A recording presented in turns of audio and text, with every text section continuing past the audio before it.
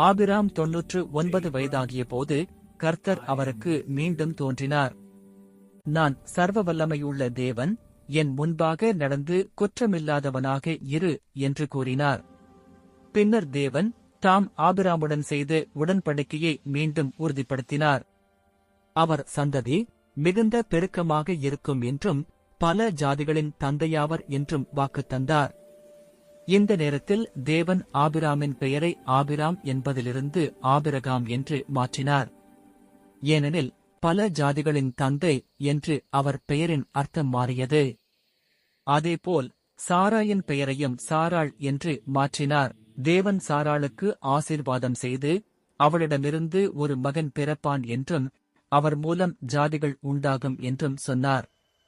தேவன் இந்த உடன்படிக்கையின் அடையாளமாக சுனத்துச் சடங்கை நிறுவினார்.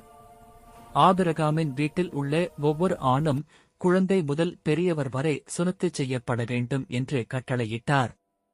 இது தேவனுக்கும் அவர் ஜனத்திற்கும் இடையிலான உடன்படிக்கையின் வெளிப்படையான அடையாளமாக இருந்தது. இந்த கட்டளையை மீறுபவர் ஜனத்திலிருந்து துண்டிக்கப்படுவார் என்றும் தேவன் எச்சரித்தார்.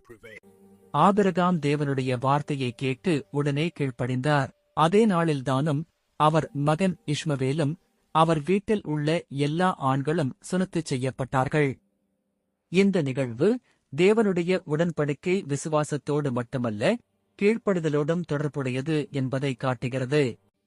தேவன் சொன்னதை முழுமையாக ஏற்றுக்கொள்வதே உண்மையான விசுவாசத்தின் அடையாளம் என்பதை ஆபிரகாமின் வாழ்க்கை வெளிப்படுத்துகிறது. ஆதியாகமம் 17:1-17, 27